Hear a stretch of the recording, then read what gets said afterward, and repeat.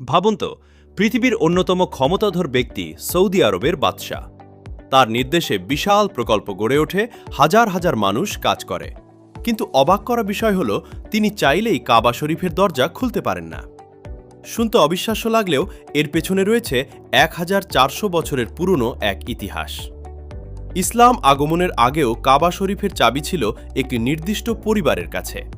630 খ্রিস্টাব্দে মক্কা বিজয়ের পর মহানবী হযরত মুহাম্মদ সাল্লাল্লাহু আলাইহি ওয়াসাল্লাম কাবা শরীফে প্রবেশ করেন। তখন অনেকেই ধারণা করেছিলেন কাবার চাবি হয়তো নতুন কোনো ব্যক্তি বা গোত্রের হাতে তুলে দেওয়া হবে। কিন্তু সবাইকে অবাক করে দিয়ে মহানবী সাল্লাল্লাহু আলাইহি ওয়াসাল্লাম চাবিটি আগের অভিভাবক উসমান ইবনে তালহার হাতে ফিরিয়ে দেন।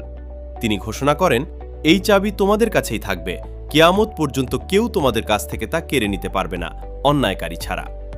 সেই দিন থেকে আজ পর্যন্ত একই বংশধররা কাবা শরীফের চাবির রক্ষণাবেক্ষণের দায়িত্ব পালন করে আসছেন।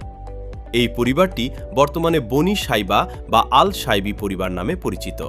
প্রতি বছর কাবা শরীফ পরিষ্কার করার বিশেষ অনুষ্ঠানে বিশ্বের গুরুত্বপূর্ণ ব্যক্তিরা উপস্থিত থাকেন। সৌদি বাদশাহ, রাজপরিবারের সদস্য কিংবা বিভিন্ন দেশের রাষ্ট্রপ্রধানরাও আমন্ত্রিত হতে পারেন। কিন্তু কাবার দরজা খোলার আনুষ্ঠানিক সম্মান এখনও সেই পরিবারের হাতেই রয়েছে, যাদের কাছে মহানবী সাল্লাল্লাহু আলাইহি ওয়াসাল্লাম নিজ হাতে চাবি ফিরিয়ে দিয়েছিলেন।